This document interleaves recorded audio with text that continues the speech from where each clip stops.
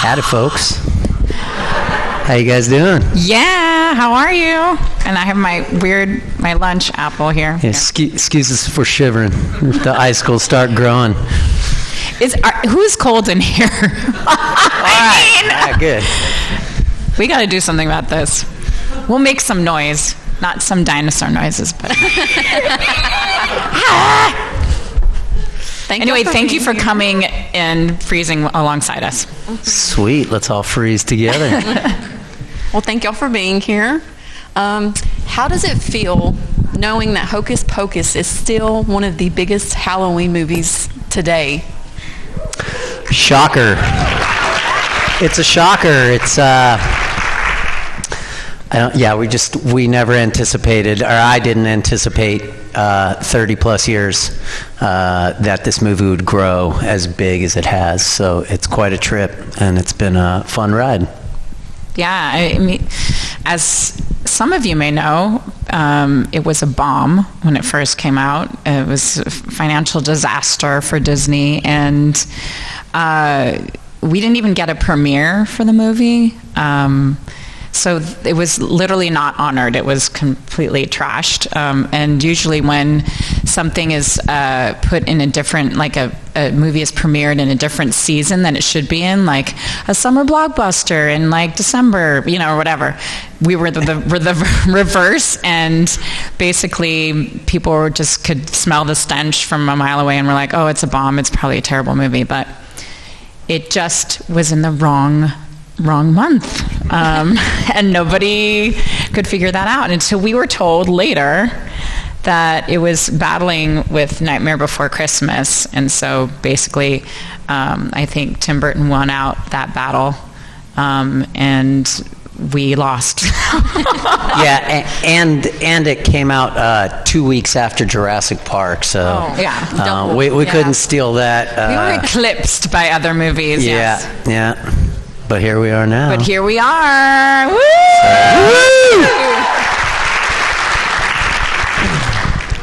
Okay. Now. That was a dinosaur movie, you're right. It's your time for questions, guys. Don't run, walk, please. Don't run. Onto the red carpet. Onto the red, nice. Yeah, wow. With the red lighting, it's very nice in here, even though it's cold. Did you get to take any props home as souvenirs? If not, what would you have taken home if you could? I did. I stole some shit right off the set. I had no problem with that.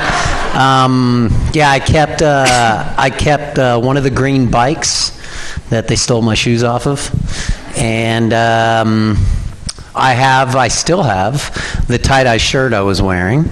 Awesome.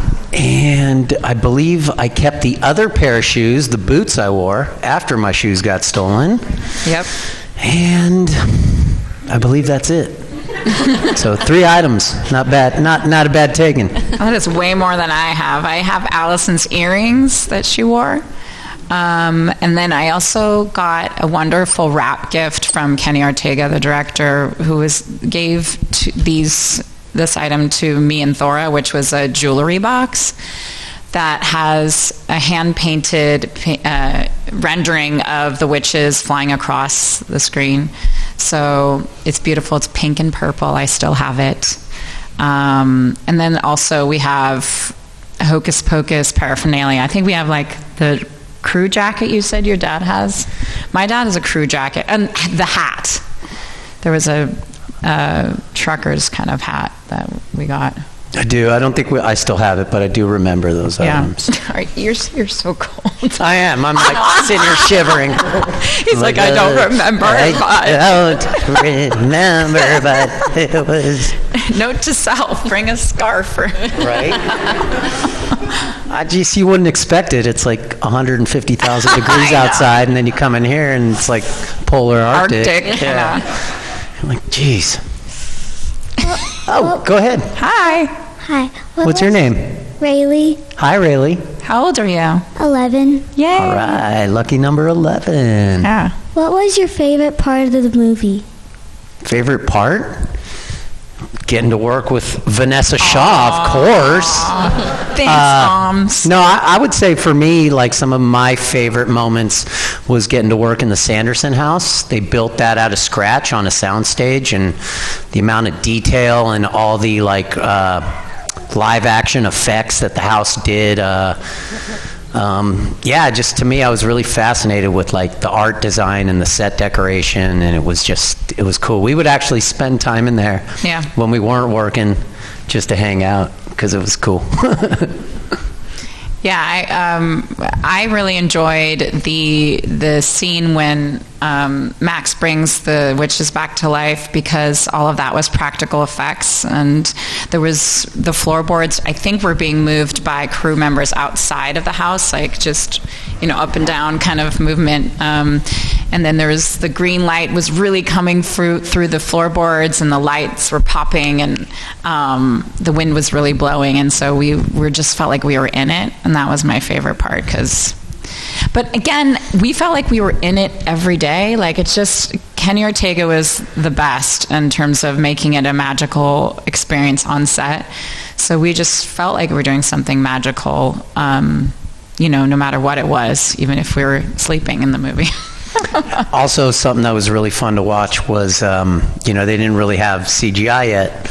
And so all the witches had to be on harnesses and fly, physically, and to watch them kind of like, flub and stumble was quite amusing. Yeah, he thought that was funny. Because that was, it's just like, they're taken way out of their like natural thing, even though they practiced and trained, but it was like, you saw a lot of bloopers, and to me that was just very comedic. So yeah, teenage boy thinking that's funny. Meanwhile, they're injured. Right. Flipping upside down and like tumbling and like eating it, and you're like, that is hilarious. So anyway. Yeah, you were only in a harness once, weren't you? That's right. Yeah. I guess or that's twice? what you get paid the big bucks for, right? Twice. What, you get thrown against the wall. That, and then when she's like holding me and trying to sucking the lives out of me. You. Oh, what's your question, sir? So, if you had to choose, where would your characters be right now? Ooh. Oh, insane. Are you a writer? You should write. You're smart. What's your name? Silas. Silas, nice to meet you. My character would be in an insane asylum, most likely. Yeah, after that whole horrific, traumatizing event, I think Max never bounced back. Well, clearly Allison would be running the Sanderson Museum, because that's what her family did before. And I guess I'm a bit of a romantic. Wouldn't Max and Allison be together? Yeah, you'd come visit me in the insane asylum once a week and bring me cookies. Would I write you letters? Writing me letters? Yeah. I'd probably be Don't worry, darling. It was all a dream. No, not really. It was real. I'd be lobotomized and like drooling. But meanwhile, I'll keep it together like every woman does. No. Right? I experienced the same freaking thing. She's obviously the stronger one in the relationship. You couldn't handle it. You cracked. I cracked. Now I'm just on meds. So, I have a question about Hocus Pocus. It's like, in the first movie they said that the book was given to them by the devil. Oh, yeah. But in the second movie, there's like this other person who gave him the book. Is that other lady supposed to be like the devil, or Isn't that the witch, the original witch, right?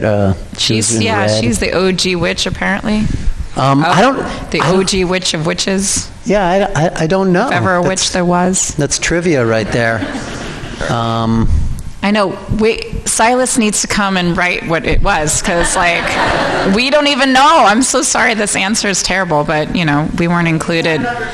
We we clearly are like weren't included in two, so we have no privy to any even chatter on the behind the scenes of that movie. So And there's a book coming out soon, like oral history of Hocus Pocus, and I haven't read it yet. But there could be some fun facts like that inside that book. So That's true. Let's see anticipate what the name and of see. that book is. I'm forgetting. I think it's called Hocus Pocus in Oral History. Is it? Okay. Oh, no, it's called Witches Run Amok, the Oral History of Disney's Hocus Pocus. There you have it. So finally they did collected everyone's, stories who were involved within the original Hocus Pocus and put it all in a book. And we were interviewed for it. So you get to hear some things from our mouths. And others. And others. Including David Kirshner, who had the idea, and probably Thora and Jason, who's the voice of Binks, and as well as many others. My question is, do you guys religiously watch Hocus Pocus every Halloween like all of us do? Unintentionally. I mean, I now do because I have a 6.5-year-old, and that's now become, just like you guys, it's synonymous with trick-or-treating and Halloween itself, so it's just it's becoming a tradition. He was originally scared at first because he watched it when he was 4, so it was a little too scary, but now it's fine. Now he's cool. Now he's down with seeing Sarah, his favorite witch, who he thinks she's so pretty. So, yeah. I'm like, what about Allison? He's like, who's Allison? I'm like, Mama? And he's like, The White Witch. The White Witch. And he's like, oh yeah, you're fine, but Sarah, she's really pretty. He's already learning. She's my favorite witch too, by the way. I don't know if you had that question already.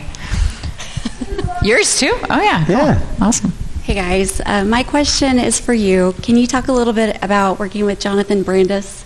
Oh my gosh, he was so great and so fun, and obviously he was a child actor, so that was my first movie. Ladybugs was my first movie, and I didn't know what I was doing, but I completely had fun with him and the rest of the cast on that movie. He was like, since he was like, kind of like Omri, acting since 2 or 3. Yeah, actually, him and I competed on a lot of different projects and auditions. Oh, yeah? So we had a pretty good relationship as well, because it was a real small community of child actors. So we all kind of just knew each other anyway. It's true. So yeah, he was kind of showing me the ropes, and I definitely had a crush on him too. So that was easy to work with him. She had a crush on me also. So you say. It's okay, I had a crush on her as well. It's all right. No, actually we did have crushes on each other, but we both had a girlfriend and boyfriend, didn't we? I guess, yeah. I think we were already taken, so we were just like, anyway, we were just on screen having a crush, I guess. But our chemistry, actually, I think that plays a role in our chemistry on screen. It does. I definitely blushed in some scene. I forget which one. I have that. Oh yeah, the scene where you're about to kiss me. I'm like, you can literally see me blushing. It's like, oh hi, you're very close. It's about to happen. Okay, my question is for you. Oh, For you. You've been called out. I don't have to answer. What was in the potion that you drank? Oh yeah. Bacardi 151. A little bit of Dead Man's Toe.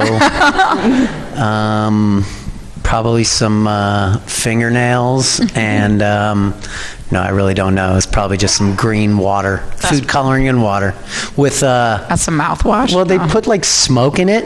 Like I don't know if it's like dry ice and like how they make smoke in movies, but like when you open the cap, like smoke would come pouring out. So. Okay. Just like your drink last night. Just like yes, I had a smoked old fashioned that came in like a smoked glass thingy, and like every time you sipped it, you could taste the smoke. It was actually, I'm excited to have another one tonight. Hi, Sarah. Hi. Speaking of which, speaking of the witch devil. No, Glad to know I'm your favorite, both of you. Yes. But do you have any special stories or fun memories with the 3 actresses who played the witches? So Kathy, Bet, and Sarah? You know, a lot. It's we're not being like holding the stories close to our chest or anything, but we actually didn't see them much, only because we were minors, so that just meant that we had less hours to film. So we were there for 10 and a half hours maximum, and then also we had to go to school too, so they would lose a lot of time with us and try to make the most of our time. So whenever we weren't, you know, in the makeup trailer, we were doing school or, you know, on set. So the only time we saw them, or I saw them, was in the makeup trailer. And I just remember meeting Sarah Jessica for the first time. It was a flashbulb memory because I was a huge fan of hers. I was friends of Kathy's as well, but she was just the first person I met. So she was saying to me, "Oh, you're an actress. Do you like it?" And I'm like, "Yes, I do." And I really like you. It's the dinosaur. See, that's exactly what happened. I was very nervous. I got it. Thank you. I don't know what happened. So, you know, she was just saying how she was on Broadway and she had been doing it since she was little, and hope you really like it, and I just wish the best for you. You know, it's kind of how she is in person anyway, you know, so it's just very herself. So I just remember feeling very embraced and less nervous because of her welcoming me. And Kathy I would see at parties a lot in Hollywood, and she was actually very mama bear with me at times. She was like, "Are you taking care of yourself? Like, be good to yourself. It's a hard business. Like, I just want to make sure that you're, you know, looking after yourself." And, you know, so many actors, obviously, as we know, like, are, you know, don't turn out well, child actors. So here we are standing and still loving it. So yeah. So those are the two experiences. You? I mean, yeah, just kind of to play on that is, we didn't like share the screen as much together, but like off screen, I felt like they just kind of took me under their wings, especially like Kathy. She was up and coming. She wasn't like a mega star yet, and like anytime I had some things going on, an event or whatever, she was very supportive and always there. Like I had really? I didn't know that. Yeah, I think you were even there. I had some, like, my dad put together some event. Taking my story, but it's okay. There you go. Yeah, no, the witches like me better than her, but I don't want to brag, you know, on that. But no, but back to what I was saying before. Just getting to watch them fly on those harnesses was, like, to me, like, just hilarious and awesome, and yeah, that was a great memory. I have a request. If Omar, you could. Omri, sorry, I'm so sorry. Omar, the great and powerful Omar. If you could recreate just the lines when the Sanderson sisters were going into the high school before they get in the kiln, where you say "Welcome to high school hell" with the laugh at the end. Just that one line, welcoming the Sanderson sisters. And if you could recreate just your favorite line from the movie, also just in movie star fashion. You know what I mean? Wow, I don't remember the line, so I'm going to need a little surprise. Reminder. Wasn't I like, "This is your host, Boris Karloff"? Junior, I guess. But do you want to give me the line and I'll try to recreate it? Something around like, "Welcome to Sanderson sisters," say their names, and you would do an evil laugh also at the end. I know that. Just do your best. There you go. There's my evil laugh. Yeah, all I remember is "This is your host, That's okay. Boris Karloff Maybe years ago, Jr. it's okay. Do you have It was only 32 years ago, yeah, that's it. That's understandable, You know. but do you have a favorite line you ever want to recreate or reach You're to? Thackeray Binks, so the legends are true. Aw, very good. Thank you. Oh, come on, it's just a bunch of Hocus Pocus. The crowd favorite. Thank you. I mean, it should be the log line of the movie. Oh, my God. Just, "Oh, come on." Oh, come on. It's just a bunch of, and then...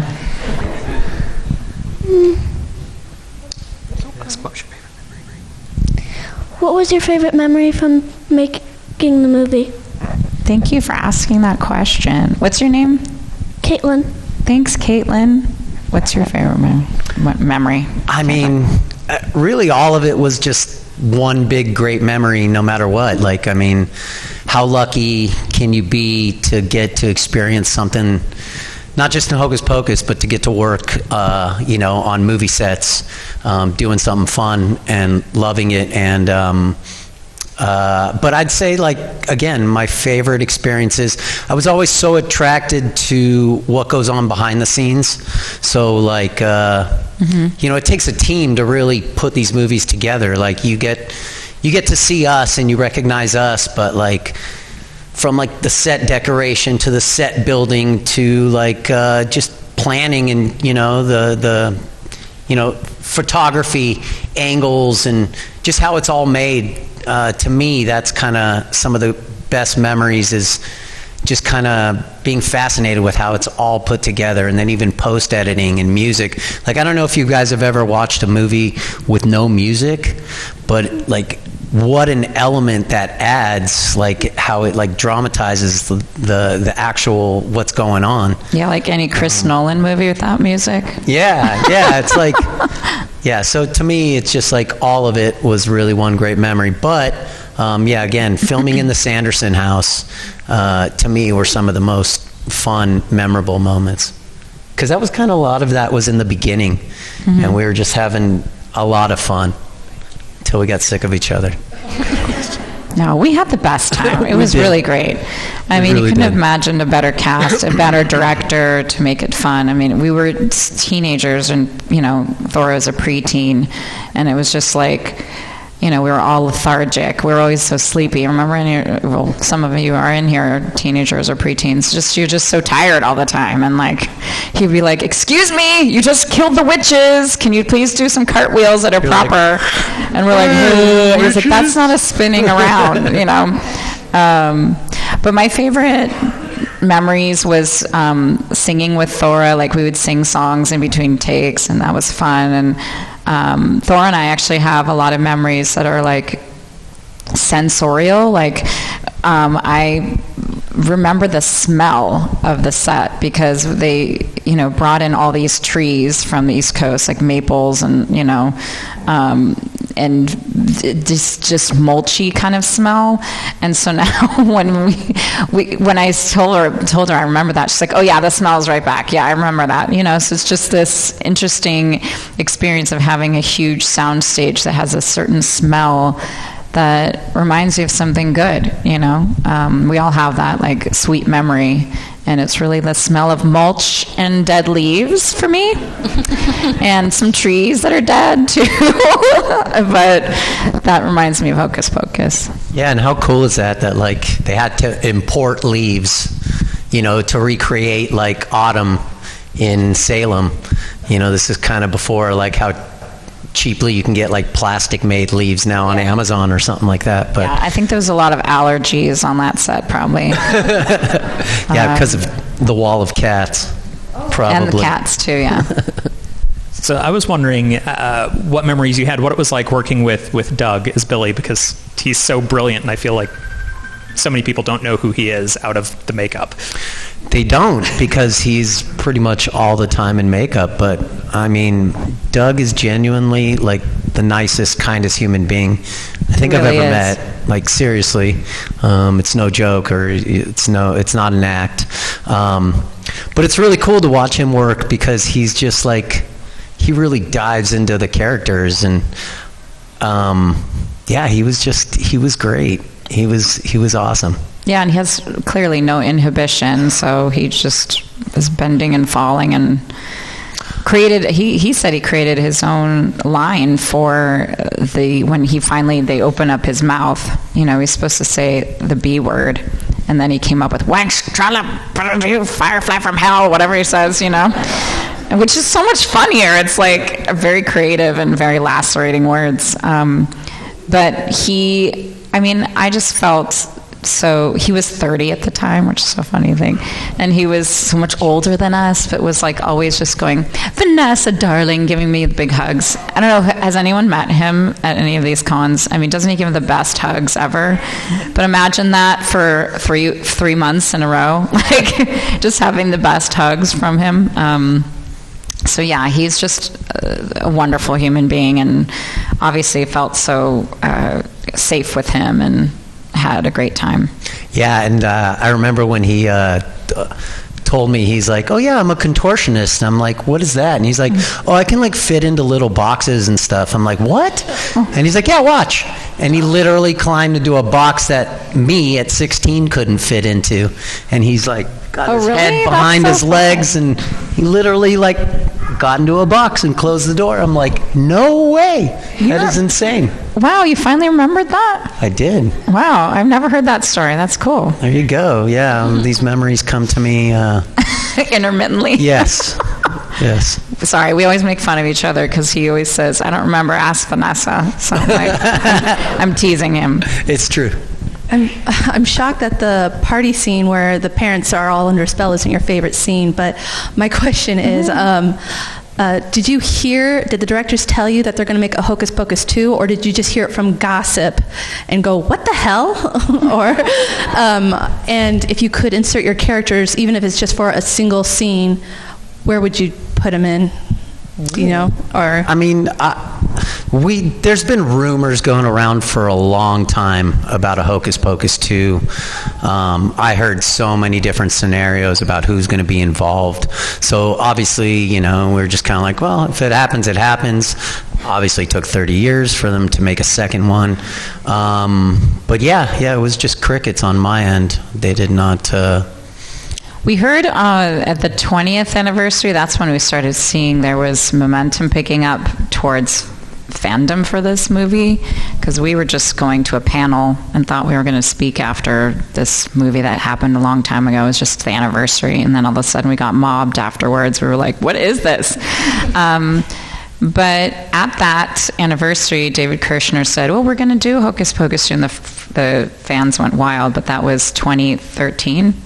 Yeah, 2012. It was like the 20th anniversary. The 20th anniversary, and so, but he in public said, and then Thora's going to be a school teacher in that movie, but didn't say anything about us. But so there was plans to do something back then, but as we know, when you're dealing with something, you know, most movies take like at least 10 years to make anyway. So it was the time, the process, I'm sure, is what happened.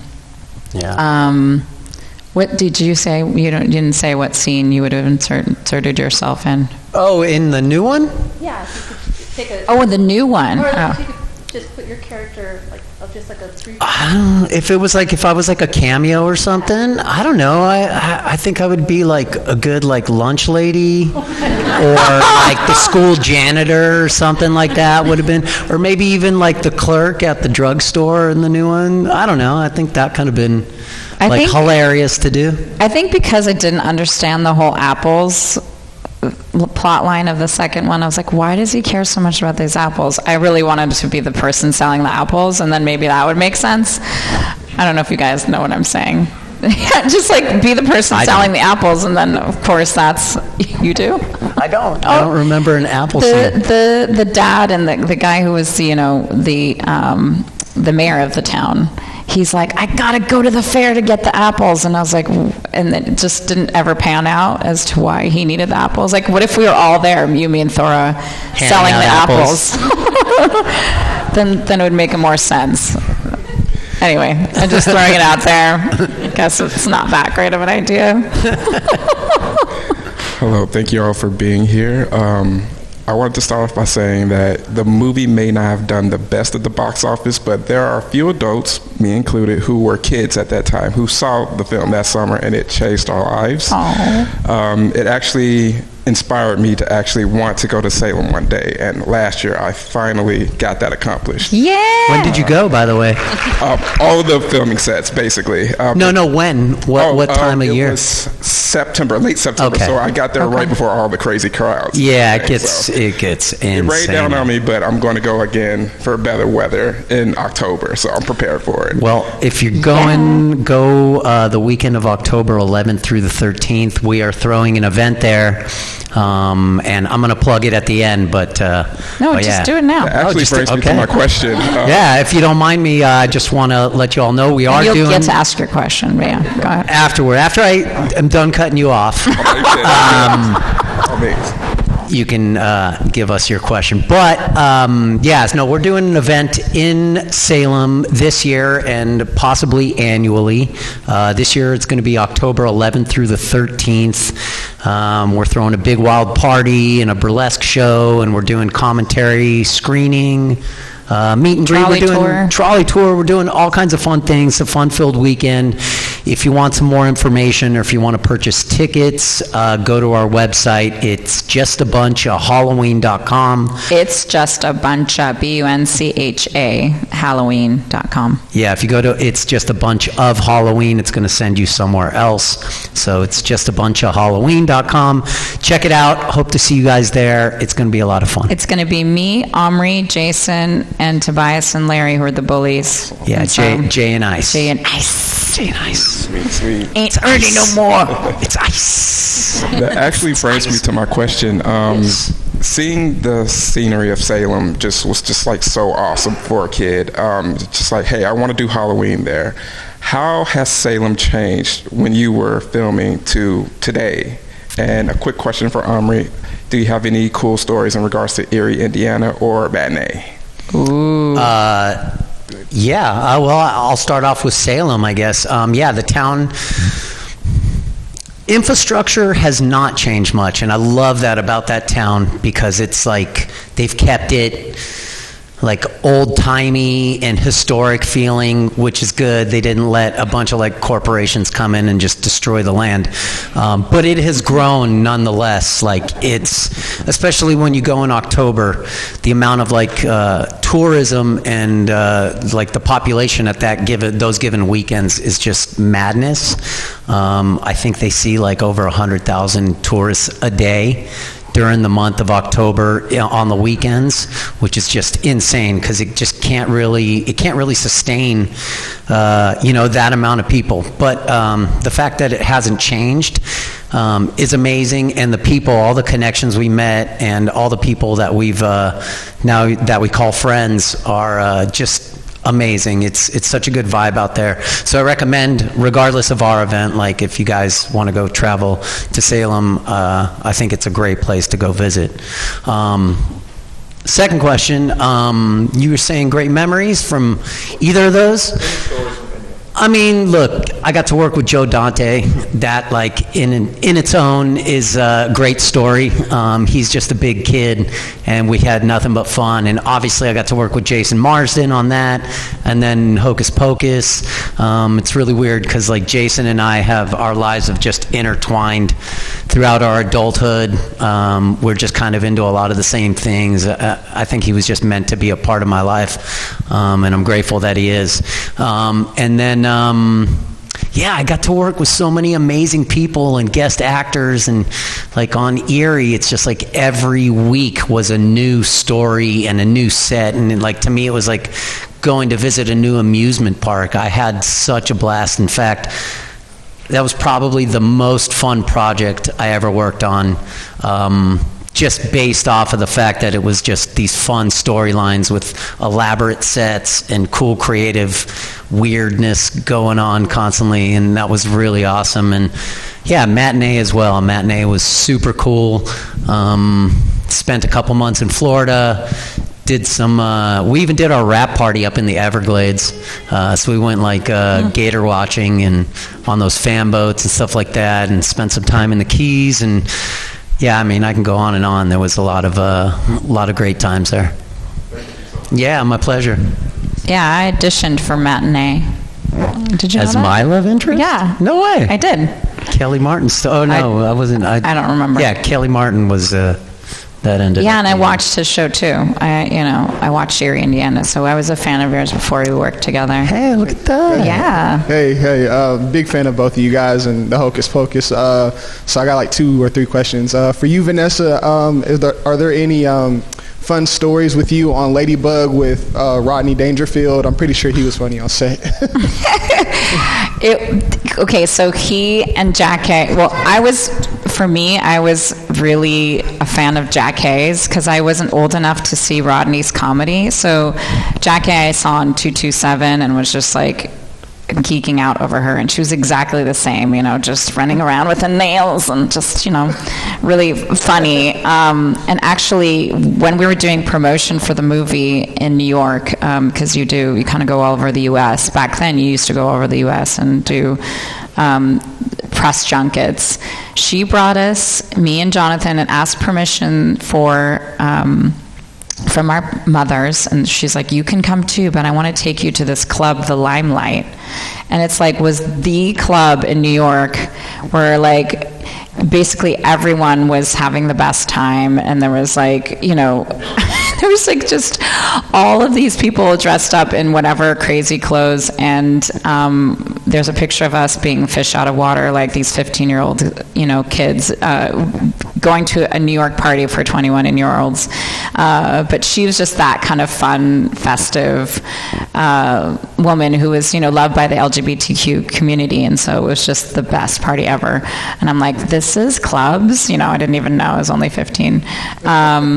But Rodney, conversely, was such a dad. He really was, contrary to his persona, he was so protective of me and all the other kids. He's like, hey, you guys, get out of the sun, just telling us, you drink enough water? What about you? You have sunscreen on?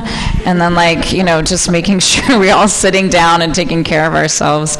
And then one time this person told an anti-Semitic joke, and he had the person fired. He's like, these kids don't know that kind of joke, and that's not appropriate for their ears, and was like, you're gone. And I just was like, wow, he really wanted to protect us from anything and everything. So he was just like a papa bear and was so nice. So yeah. And last one real quick, for both of you guys, what are some of the favorite shows that you guys are streaming or watching currently?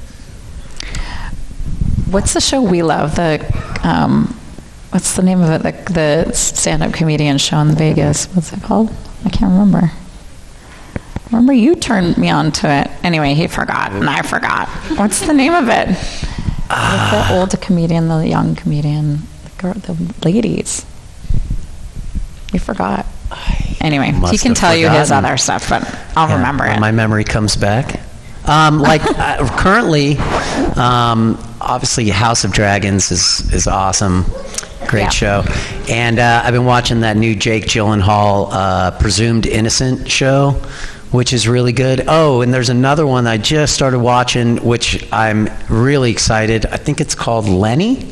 It's with Rashida Jones. Is that right? Rashida Jones? I don't know. No, she's in it. I just don't remember the title. But it seems interesting. It's bad robots and weird stuff like that. Almost said the other word. Which show are we just talking about? Hannah Einbender and Gene Smart. What is it? Come on. Hacks. Thank you. Yes, that was awesome. Yes. Yeah, there's some good stuff out there for sure. Those are just some of the things I'm watching currently. But yeah. He also has more time than me because I have a 6-year-old, so I don't ever see anything. I just binge when I have a second, and there's literally a very limited amount of shows I watch. So it sounds like I have a lot of content, but it's not true. It's okay, yeah, over time. Just different time. Yeah, different time. But Hacks frames. was great. I love Hacks. If you haven't seen Hacks, it's so good.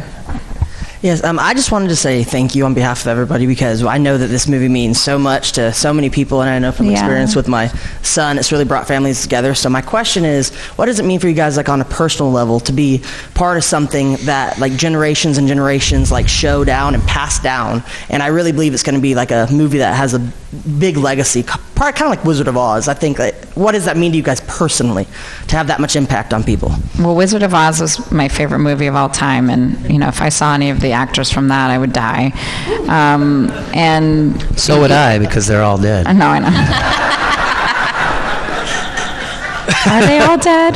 Probably. So, no, probably. I remember, this is no joke, I went to find a senior home for my grandmother. This was about 10 years ago.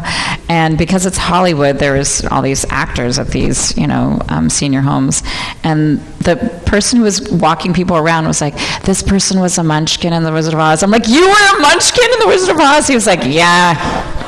I'm spending out my days here. What did you think of that? Just like, I was like dying, but he was definitely just, chilling. But I really it's just wonderful. Like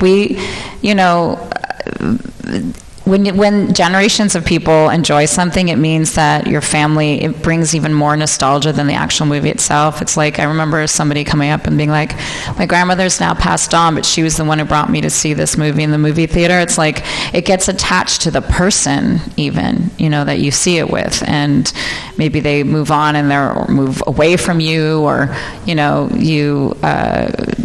or maybe watch it together every single year, and that's the time you come together, So I think it just makes it all the better, and reminds you of why you do this, There's so much rejection in this business and so much intensity because it is a business. And then we get people saying, I've seen this a million times. One couple said they watched it every night before going to sleep, and I'm like, even through the screaming? And they're like, yes, we love it. It's a calming, comfort movie. I'm like, oh my gosh. So yeah, it's just become part of their society now. Again, it's synonymous with trick-or-treating nowadays. It's just the Halloween movie that people watch on Halloween, and maybe even many months and days before it. So yes. You just watched, case in point, you just watched it a couple of days ago. See, it's July. Yeah. He's going to be the screenwriter for 3. Yeah, come on now. Fill in the blanks. Tell us where we should have been in the movie in part 2. The whole movie. In the whole movie, yeah. Good answer. Yeah. We got Mr. Ethan here is going to be the last question, guys. When we get done, thank you. Everybody kind of crowd to the middle. We're going to get like a group photo with them, with all you guys. For family photo with all you all. That's right. All right, brother. Selfie time. Selfie time. How did it feel to work with Charles Rocket, your dad, Mike's dad?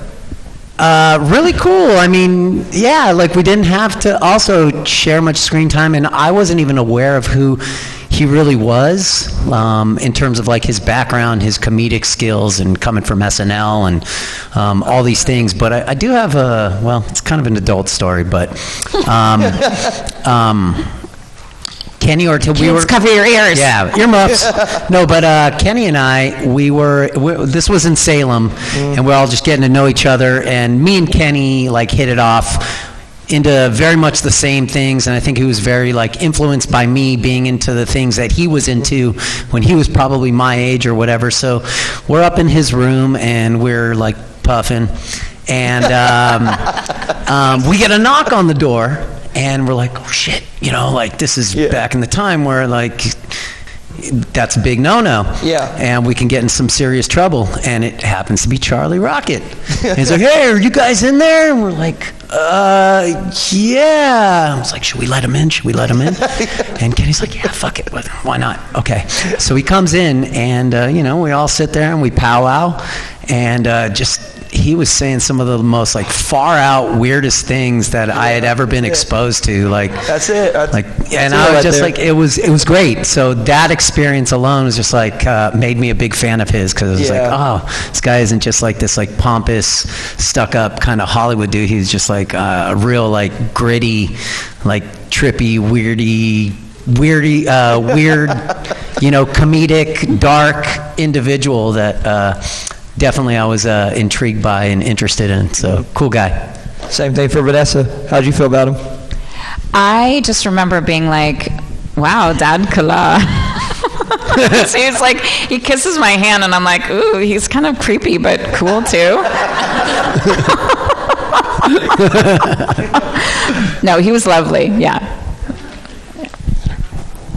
Yep. All right, guys, well, give it up for him. Let's give it up. And everybody, come on, squeeze in. Everybody like each other. Thank you all for being fans and generationally being fans. We love you. And freezing with us. And freezing your butts off with us.